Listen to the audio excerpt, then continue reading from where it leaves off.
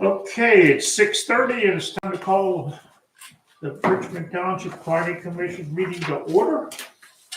This time I need a volunteer from either Michelle or Scott to start the election process. I will gladly defer to Michelle. If that's all I right. figured you would. Okay. At this time, I will ask for nominations for chairman of the Richmond Township Planning Commission. I nominate Kenneth Schlager as chairman for the planning commission. Is there a second? Do you accept the nomination? Nobody else wants it. Any other nominations? Okay, we'll close the nominations. Is there a motion to appoint Kenneth Slagle as chairman of the Richmond Township Planning Commission? All in favor, say no. Aye. Oh, sure. Is that the motion? Oh, yeah. Yeah, motion and a Oh, second? Okay. All those in favor? Aye. Would you like to be the vice chairman or would you like me to continue? Yeah, unless you want to do it. Okay, we'll open up nominations for vice chairman of the board.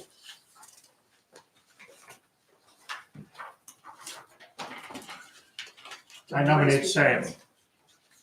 I'll second that nomination. Any others? I'll entertain a motion to close it if you have no others.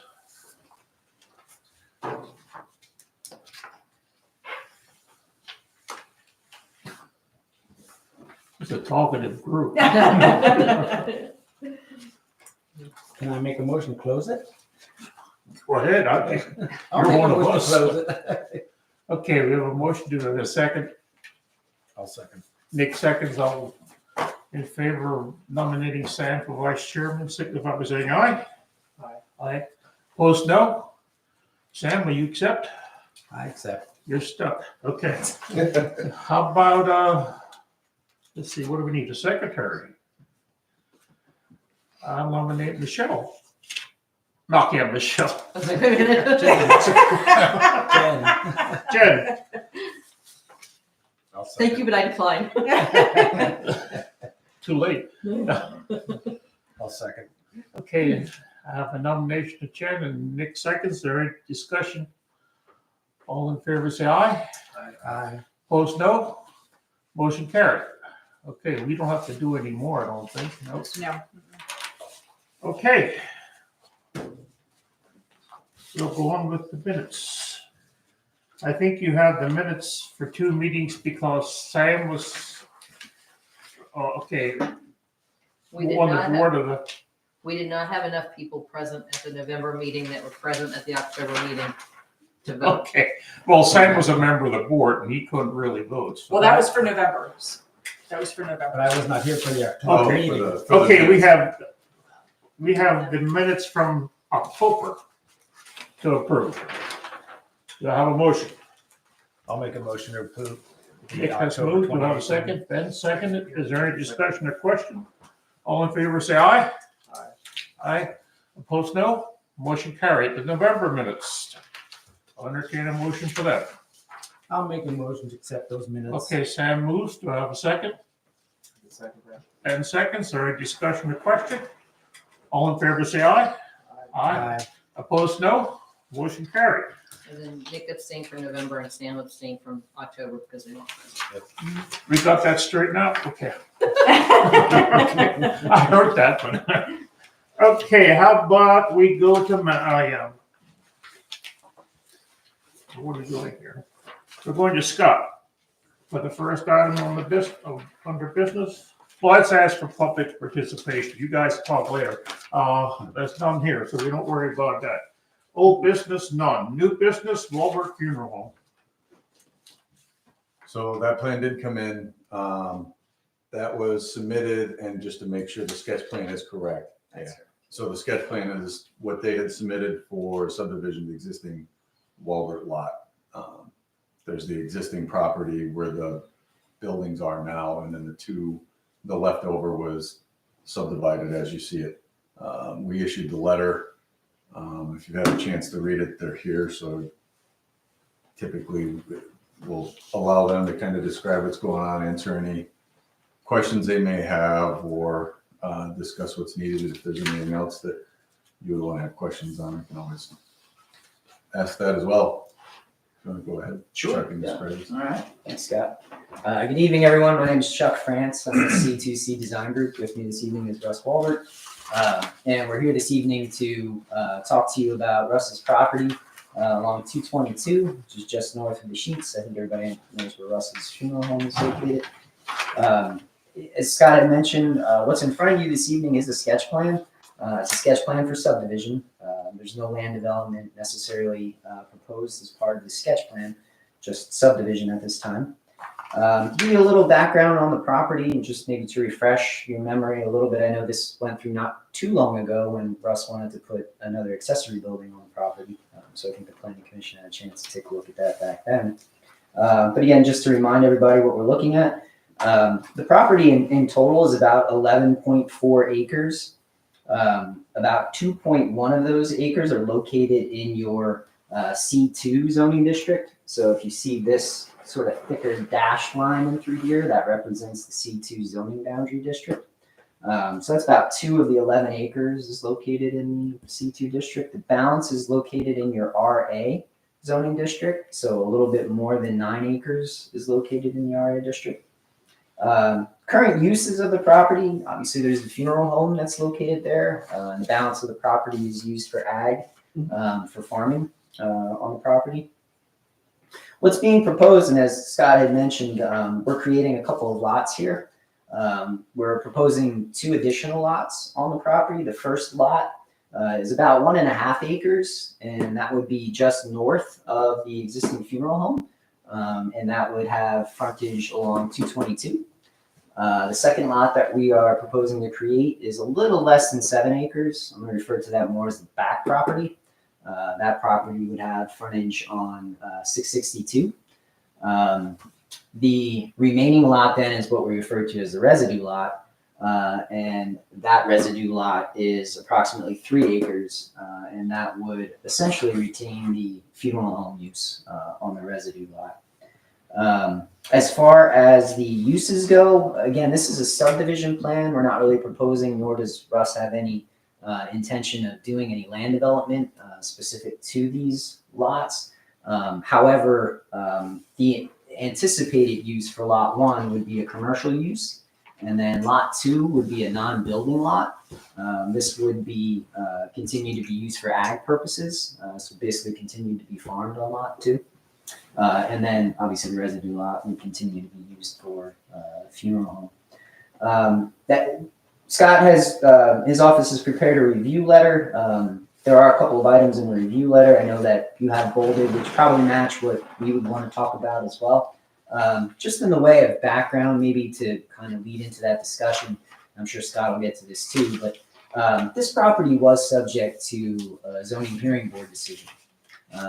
That hearing and the decision took place back in December of 2012, which was around the time that Russ was proposing the funeral home on the property. Essentially, that zoning hearing board application was a use variance. It was, again, because of the zoning district line and where it's located on the property, it kind of carves out only half of the frontage for commercial use, and the rest was going to be in the RA district. So the application and the request that was made for relief was a use variance to be able to utilize portions of the RA district for commercial use. It's a fairly succinct zoning hearing board decision, I think. I think it's only a couple of pages long. Looking at the zoning hearing board decision and talking to Russ, how we applied the zoning then to this particular sketch, just to give you an idea of what we were assuming as far as the different uses go and how we apply your zoning ordinance, was for the residue lot and for lot 1, we were essentially using the commercial zoning requirements for these 2 lots, even though this is located in the RA district. Looking at the zoning decision, our feeling was that we could apply the commercial regulations into the RA based on that decision. And then lot 2, we would apply the RA zoning requirements as well. So for the purposes of what was submitted and how we presented in the table and what Scott had reviewed, that's kind of how we broke down the zoning application on this. Can I- for the different Can I lots. address one thing with that? Mhm. So the zone, back in 2000, well, we started in, I think we originally submitted in the fall of August or September of 12, when we started the whole process. And when we went and looked at this, originally, with the reason we got into the zoning stuff is because the lot plan for the whole contiguous, this was originally, there was a separate lot way back in the day over here, if you all remember the junkyard. But they ended up, this is, I If think, you want to it flip is- it over, I can give you the zoning plan if that's easy. so back then, this other lot that was here, was joined prior to us. We had originally leased it from Don Met back in 2012. So with this, we only had, we didn't own this. We leased the land and then built based on that.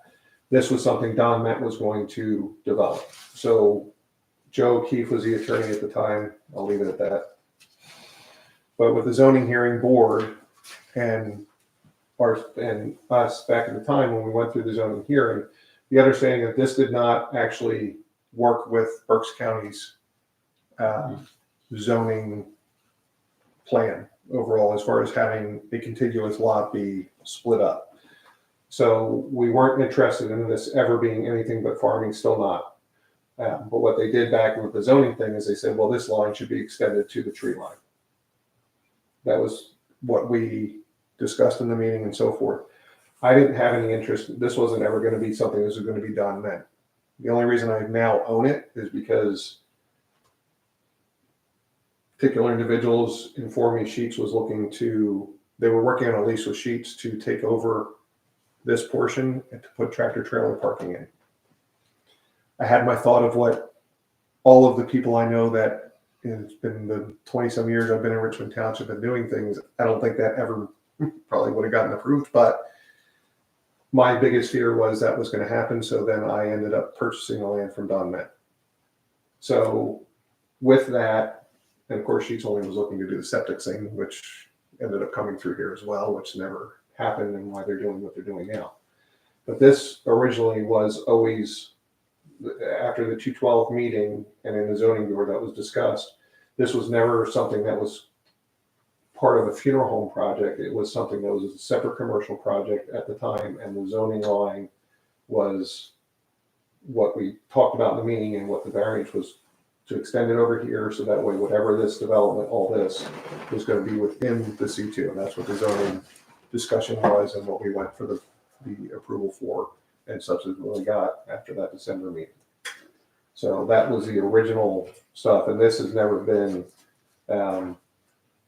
ever discussed as far as any development, nor would I consider that.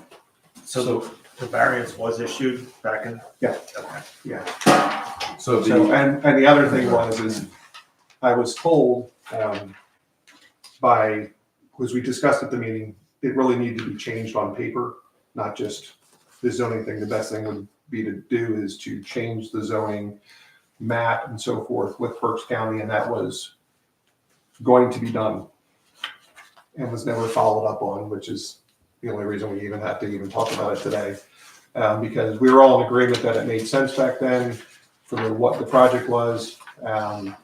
So that's why it was approved, but also the whole idea was Mr. O'Keefe was going to follow up and file the paperwork to actually change the things so that it made sense and matched on paper, so that the agricultural, because it was my desire that the agricultural would be specifically, if we made this zoning change with the county, it would not be approached again, that ag could not be approached for development. That's why we wanted to separate it, so it's clear that, okay, we've made the change, this is going to be commercial, this is going to stay RA, and that's the way it's going to be used for farming. And that was what we all discussed back in 12, but was never followed up by the attorney at that time, or since. so just to add, or just basically to add to the discussion, because there is a lot there that obviously you have on the background of this that I definitely did not have all of what you've discussed. I did read through the zoning hearing board decision there was, in the information I had, I did not have the exhibits that go along with it. Yeah. So it was pretty Which difficult that- to say I knew exactly. Yeah, that's what was everything proposed there. and approved back when we got the variance. Okay. And, I mean, I remember the discussions, and I don't remember the final outcome, but my understanding was the variance was issued so that it wasn't gonna need to be changed to change the commercial district, that's why the variance was issued, rather than changing the property all to commercial.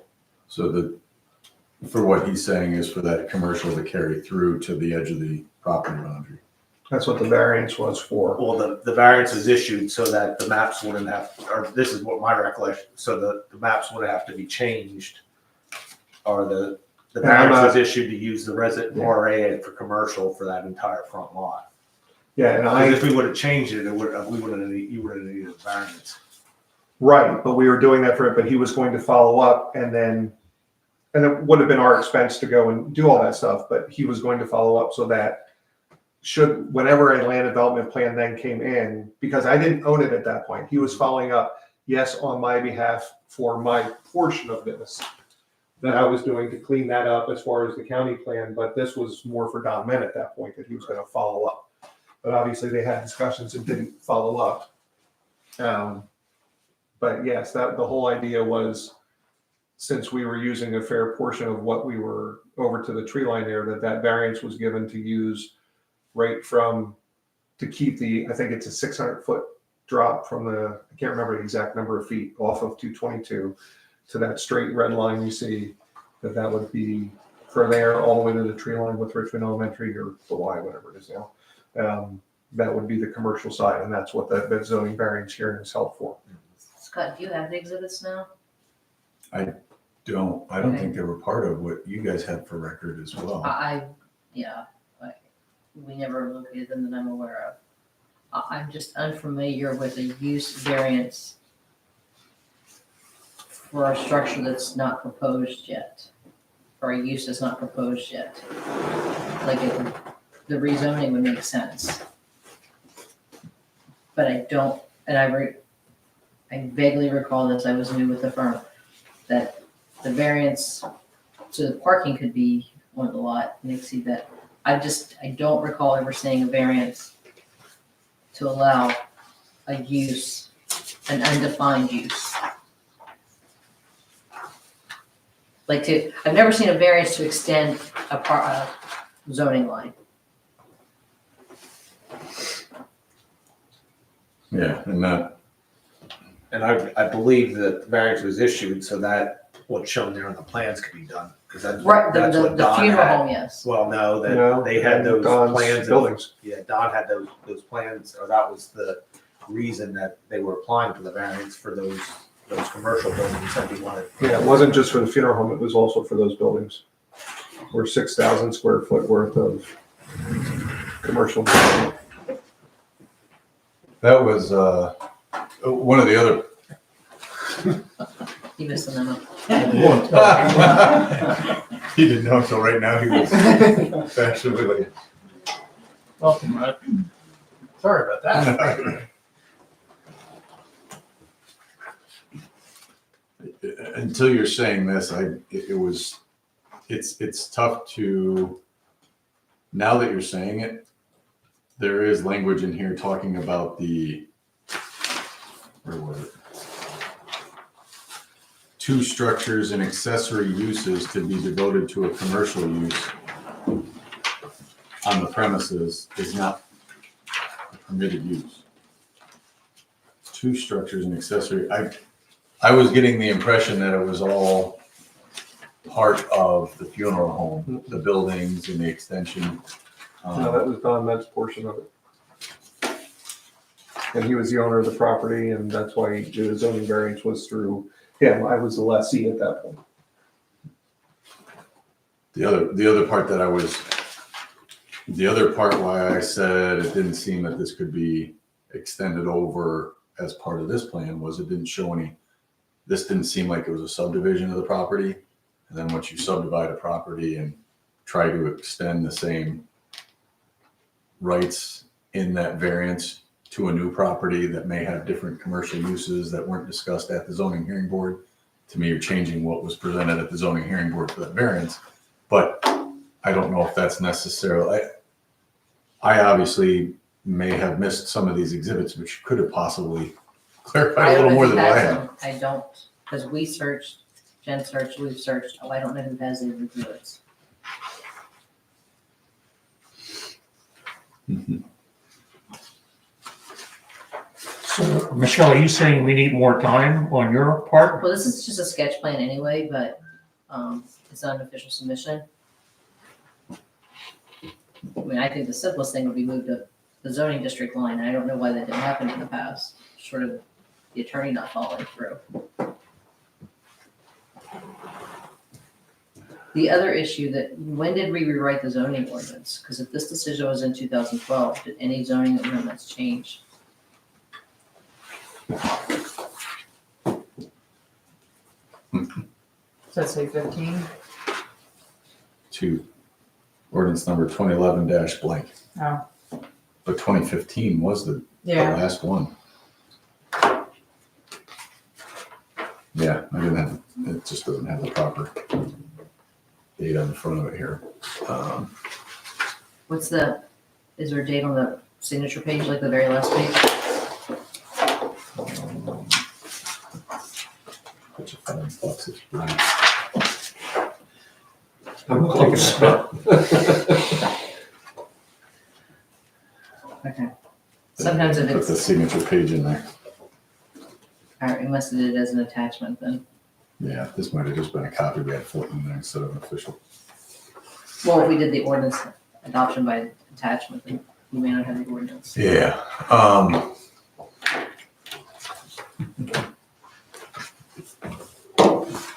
And then you didn't have any record of those The only stuff exhibits, I have, right?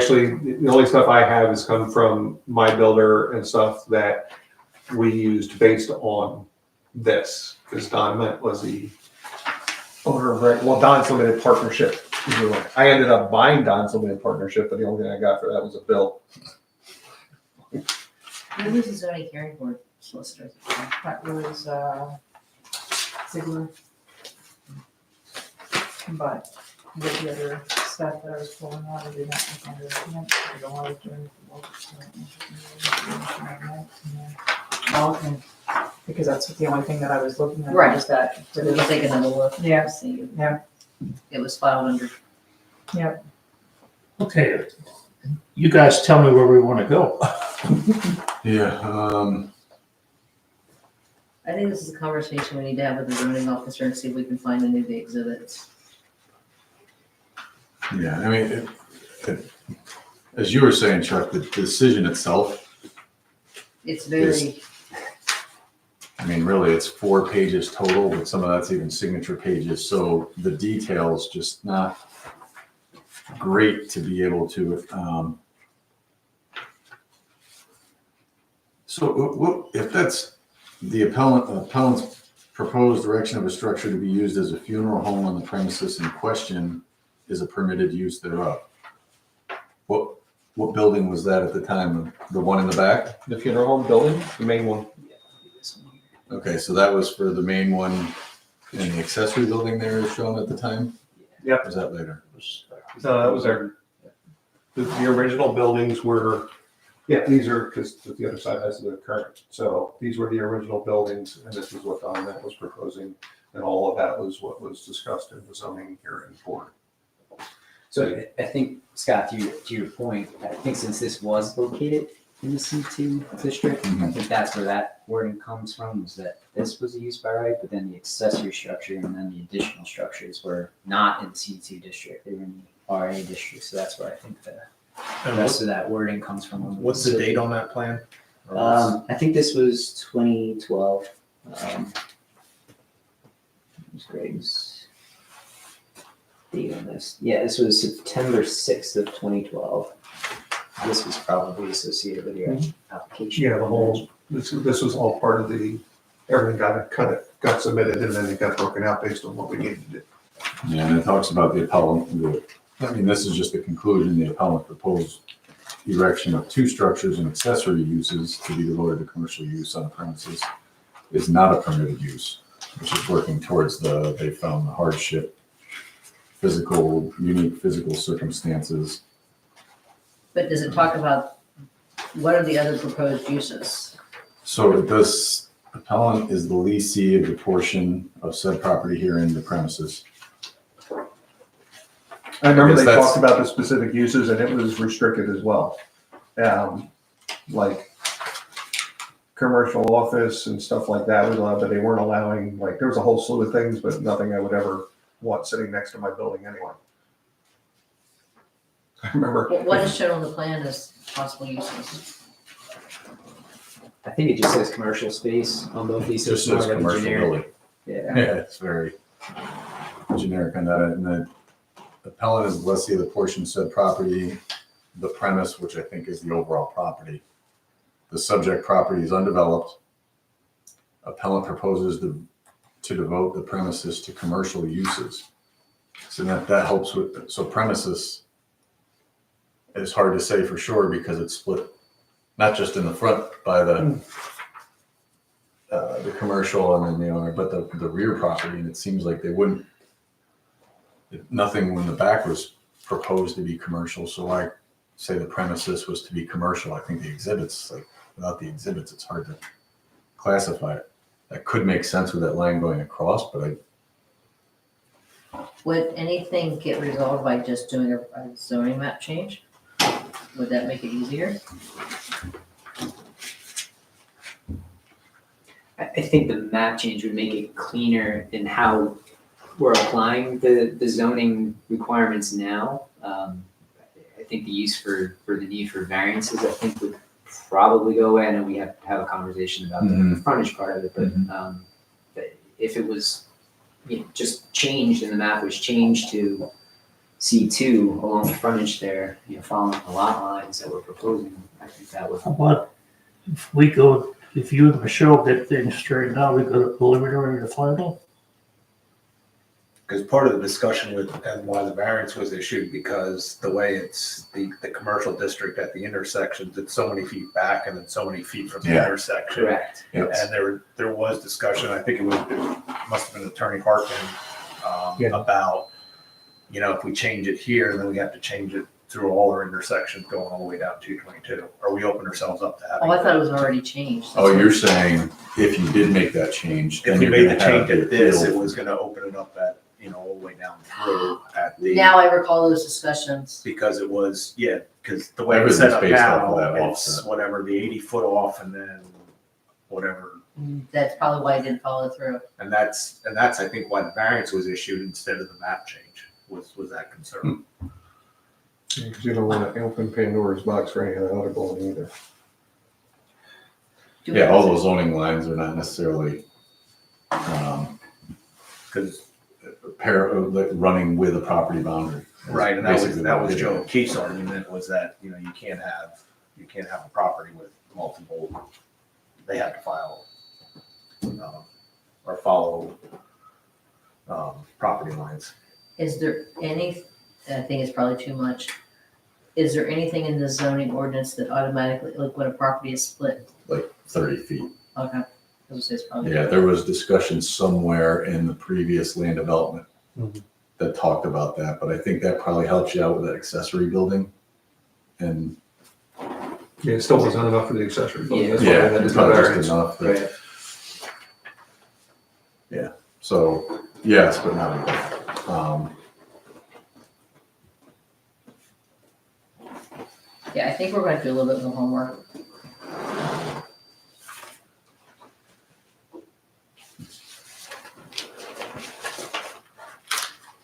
The solicitor was, now who was the solicitor? Ziegler looks like the chairman. I'm sorry, Hat, Okay, Fred. yeah, Fred's now retired. yes.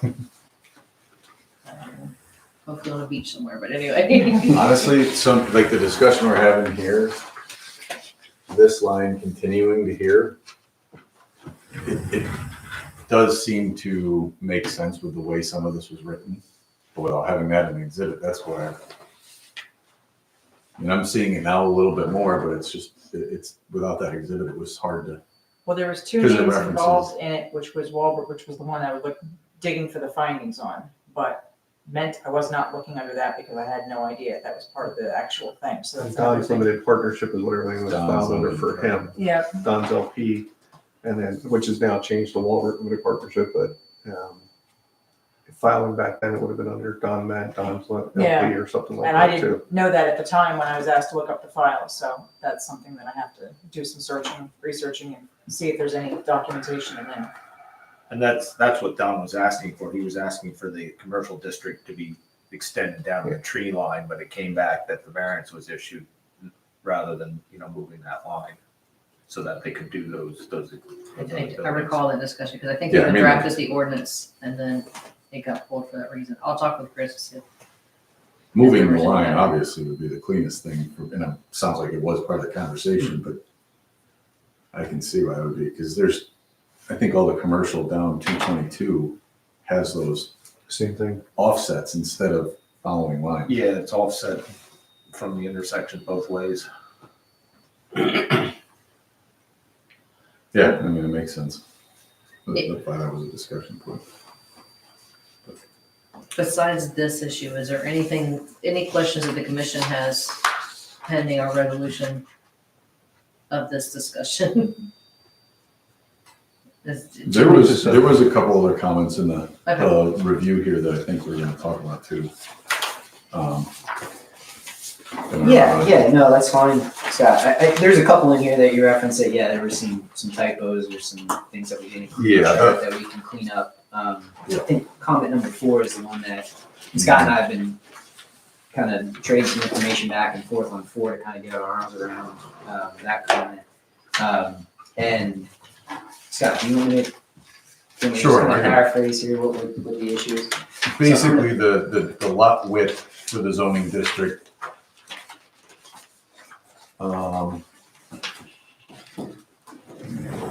Sheet notation here.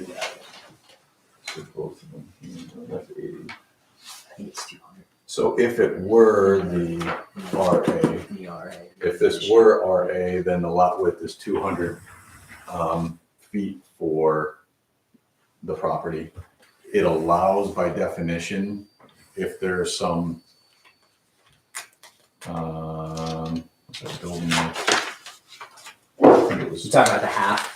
Yeah, I'm just gonna try to. I think in most Go for it. ordinances, it has the lot width requirement, and it talks about at the building setback line, but then also like at the right of way line, the property line, which in most cases, I think deal with like a pie shaped lot, a cul-de-sac where you have a width, and a setback such that, the building width at the setback line needs to meet the minimum, and then it can be reduced at the frontage, actually, because you're kind of coming on an angle to, in your case, it's written, I think, as a half.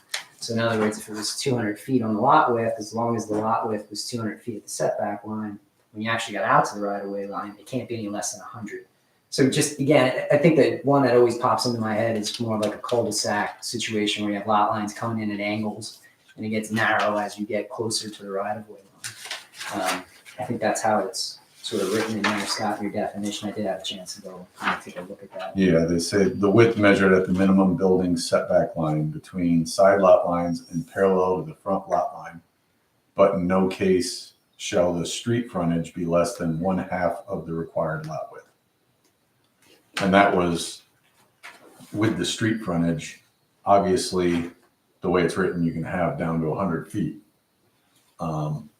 The concern and the reason for the way I wrote the comment was they're going into street frontage. Street frontage to me is frontage onto the street, and the property is after the subdivision, you have the frontage behind the PennDOT detention basin, and then there's a strip that I think maybe about 50 feet if you had to take the two of those numbers together. Yeah, so yeah, you got it, but yeah. Scott. I mean, I think it was 48 and 30 is out front here, so you got 78. You probably have about 80 along here before it jots out. And just to give you a little maybe background on what happened here, and Russ, you can correct me if I'm wrong.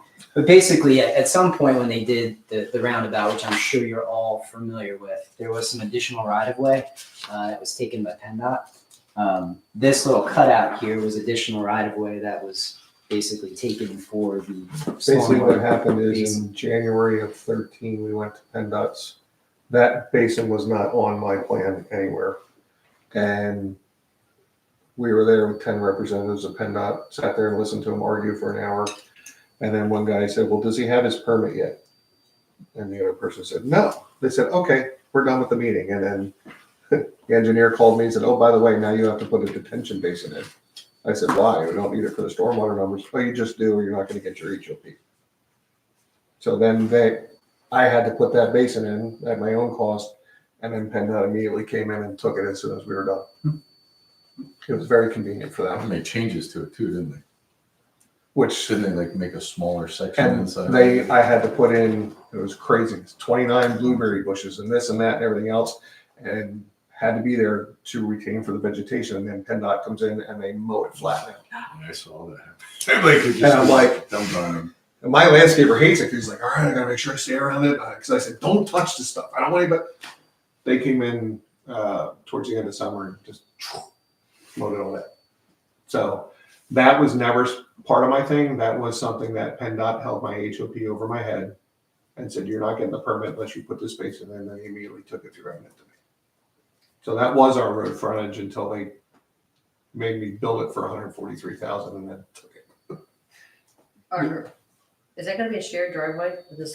Okay, Yes. Yeah. just because of what you're talking about the. Yeah, yep, that would be a shared driveway. It would remain on Russell's property. So the property line for lot one would essentially follow these steps that PennDOT took on the right of way, come to here, there'd be an arc around, and then back into here.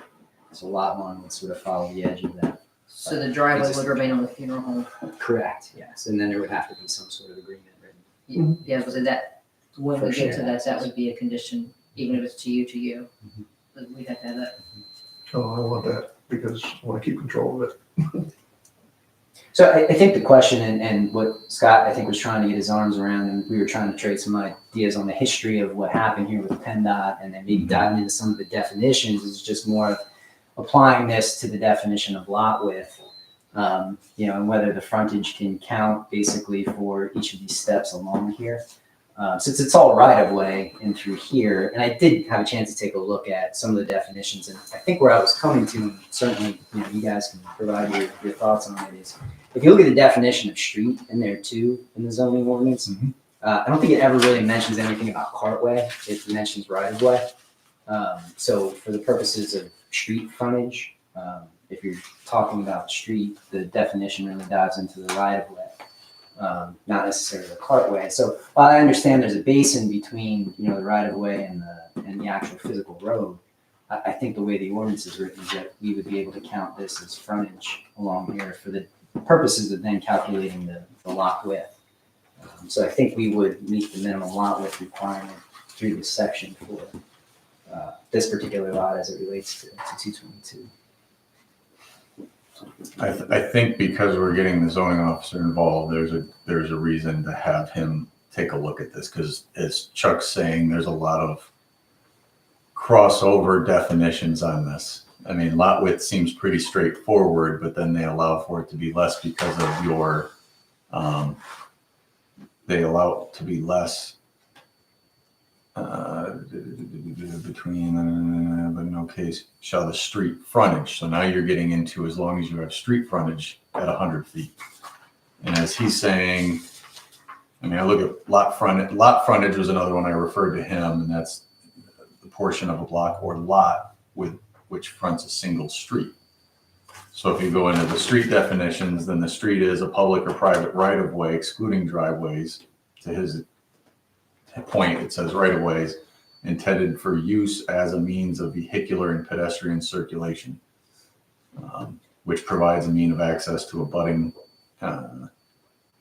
property, which would be the property, in my opinion, that's abutting the street. There's a lot of back and forth on. So does it mean, do you actually have access to the street? in this case, you have the basin there. I don't know if you interpret that as, but I think as the zoning officer, I mean, this is my review independent as a land development. If they're gonna kind of appeal that interpretation for me as a zoning officer, let the zoning officer take this and kind of give a, Well, like we just said with the manufacturing, I think with the zoning officer needs to be part of the discussion. yeah, so it's, How about preliminary or final?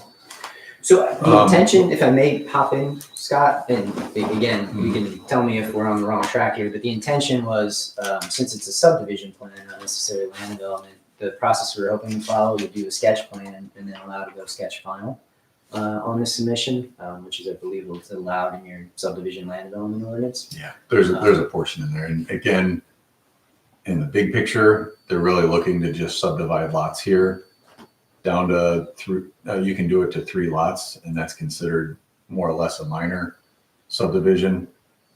If they get, I think there's some work to be figured out here with the zoning end of it. It's really those two items are the bigger zoning.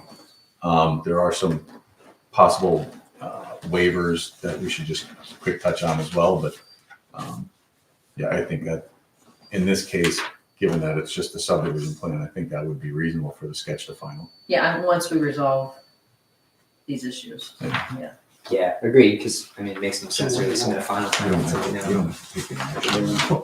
Nothing, okay. No, we don't have to tonight. Yeah, well, I think this. And then they come back to us again. Yeah, this gives us the chance to kind of, that's the good part of the sketch is they come in with discussion and kind of figure these out. They can do a little homework, we'll discuss it and try to figure it out. And then they'll present that formal plan after we figure those out. So we're gonna put 4 heads together and figure it out. I don't think so. That's what I did. I don't know what it is. do we wanna mention the waivers just as kind of guidance? I mean, one of them's pretty easy because we're talking about, depending on where we land with that frontage, they may need a waiver for that as well. So I kind of think if they get through a variance for that, a waiver is probably reasonable. And then the other one is the rear lot. Yeah, which I had a question for you on that, Scott. If this is gonna be a non-building lot, do we still need I think the way the ordinance is written is it's depth of The depth of residential residential. lots shall not be more than 2 1.5 times the width. Yeah, you are correct. So I would imagine if this is not gonna be a building lot, as far as the Yeah. lot to depth, I don't know if that necessarily applies then. Yep, I would agree. I just make sure there's a note on the plan that it's only for Non-building, we make sure we put something on there that basically says it's not. And that was part of the discussion that, one of the other comments that came actually in writing was from the county, but then the SEO also made the comment of there still needs to be some testing done on the lot to find, for the sewer. They need to identify that, and then is there enough room for the well as well? But that would be my But- concern with the other lot, the second lot.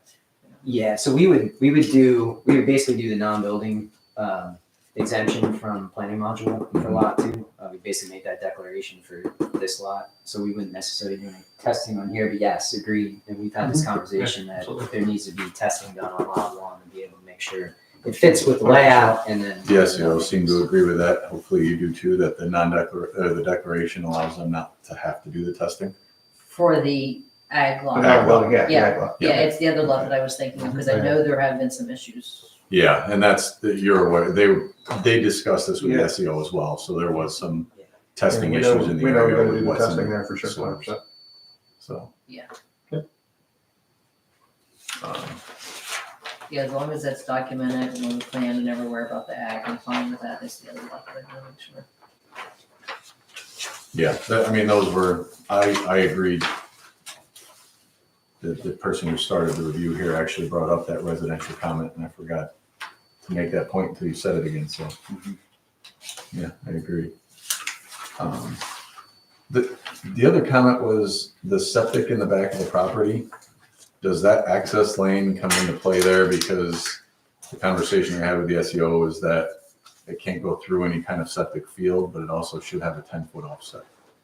I don't know where There that should be- septic lot is. The septic lot, it actually sits, and I know this is how I plow more than anything, but basically this, I will tell you that unless, the only reason this is even here is I had a discussion with PennDOT, who came in to take, I tell you this, 29 square feet? 29 square feet. 29 square feet for their expansion project. Some little corner right over here, they want 29 square feet The current plan. for the new one. Yeah. For the Yeah. widening.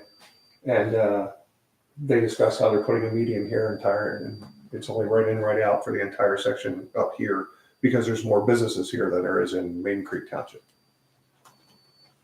Not the case, but my only concern was if this ever, something, it's not for when they do that, because I have no issue with that. We know where we'll go with processions and everything else. My concern came from what if and what's next with PennDOT and what do they come up with next. That just, I wanted to have it on here. I have no plans to build it because I don't want to ever spend that money. I'd rather go around the block than I would put the kind of money out that would be needed for lighting and stormwater, let alone the actual construction of putting an access road out the back. Plus, I don't want a 100-mile-an-hour racetrack through my parking lot. I already have it where people come in, they go racing around my building, slam on the brakes on the sheet side because they think there's an exit. And then they come 100 miles an hour back around the back of the building and out the front. So it's not something where I have any plans for that, but I think there's a good 50 or 60 feet from the property line to where the actual sand mound begins. Because I have a whole flower bed there, plus the whole where the swale is, and then we're still on the other side of that for Gotcha. the actual property line where she says her fence. The septic for the funeral home now and the stormwater and everything is going to remain on the Existing. Or the residue residue. and, okay, Yeah, nothing's, yeah, Okay. we're not doing anything with that.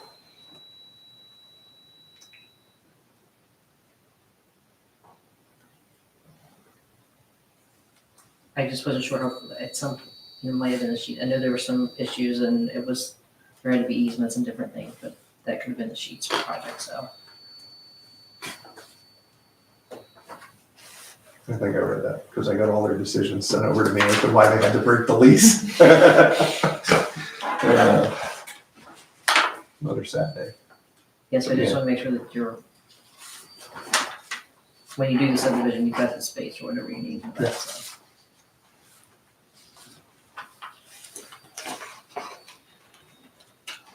Yeah, I mean, we're at sketch plan, so there isn't any action needed by the board, so it's just, I mean, just looking at it, it's pretty clean on our end, provided they get past the, the zoning end of it. There's not a whole lot there. And thank you for your memory, because when you, I'm like, oh yeah. yeah, that, I mean, it makes a lot of sense too, because the commercials down through, it's the same thing, and I could see it being a domino effect. I just remember the Joe O'Keefe show. That's why I wasn't gonna mention any more than I mentioned. And I'll talk with Chris to see what his recollection is. Okay, any other questions, discussions? I think they're gonna have a lot between them, but not between us. Yeah, okay. See you down the road. What the zoning guy said, I think it was pretty much where we're at. What's that? This was zoning officer, his input for you guys. Yeah, we'll So at this point, probably just put Scott, together you some and kind of. Michelle, quick maybe meeting. put your heads together and maybe let us know where we. And maybe have maybe schedule a conference call with Jeff. Yeah. Maybe try to see if we can maybe find a little bit more information. Having those exhibits might kind of be priceless. Yeah, now that we know another place, because we just looked for the funeral home and that's, Yeah. yeah, we weren't coming Yeah, up. it was all under them at that point, because I was just a lessee. Okay. Okay. Thank you. Alrighty, Thank you, everyone. All right. Thanks, Ted. oh, you can look at my agenda. It should be the same. Right, see. Okay, I guess Scott wants to discuss salvo situations. Unfortunately, it'll be a little short here. I didn't get everything together to prepare to give to Michelle and have that sample in front of you. I don't think the items I had listed, I don't think there's gonna be much of a discussion or an opposition to what was being proposed. Most of it was waivers, plan scale, size. There is an item that Jen and I have noticed. The ordinance basically says every submission is supposed to be 28 days before the meeting. That's great for the first submission, but once they get rolling, that puts so much time on them to wait to the next meeting. So we've been taking 2 weeks after that first one, but to put it in the ordinance makes sense. We might clean up something about requiring electronic submission. I think we wanted to add in, it seems like there's a number of copies that are in there. I think it's 13 per the ordinance for the submissions, but it sounds like we kind of distribute those to the point that that number made sense from when I was talking Oh, to Jen, and Yes. Well, maybe we still require electronic. but we can get that in there and put that in. That was one of them. The other thing that I was just adding and didn't get a real good chance to put the language in, and this kind of held me up. The stormwater, one of the things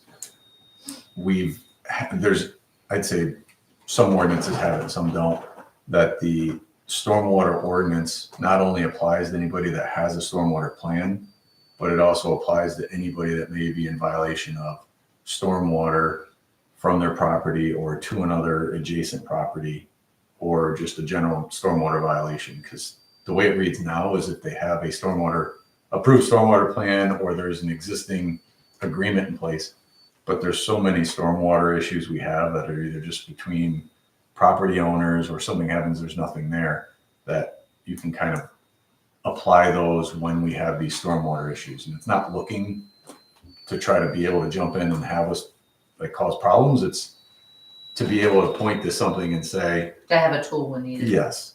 I mean, the saldo basically says it, but very generically. It's just a matter to have it in there, and it kind of creates a notice on our end. I can't tell you how many municipalities that I'm always dealing with. I'm just sending out letters saying, look, you can apply this. Here's what the ordinance says and how we could apply that to you. But we're really asking you to just resolve this problem we have. Please do that, so then as long as they move forward with it and resolve it, we're good. But by sending out that first letter, it saves steps if they're just throw their hands up and say, no, we're not going to do anything. And it's a pretty simple language. It's close to some of the wording that's in there already, but I apologize. I just couldn't get everything together and throw that over to Michelle to have something that you could look at and then recommend. So I will have that prepared by the next one. So, Okay, any other discussion, questions? Nobody from the audience, I don't think, is going to say anything. We all know there's somebody out there, and every one of us looked. That's true. Jen, here are signed copies. Okay. Does everybody want to move to adjourn? I'll make the motion. Who was that? Nick. Nick, okay. Do I have a second? And all in favor, say aye. Aye. Opposed, no? Thank you for coming out. Meeting adjourned. I like this 6:30 as long as I remember.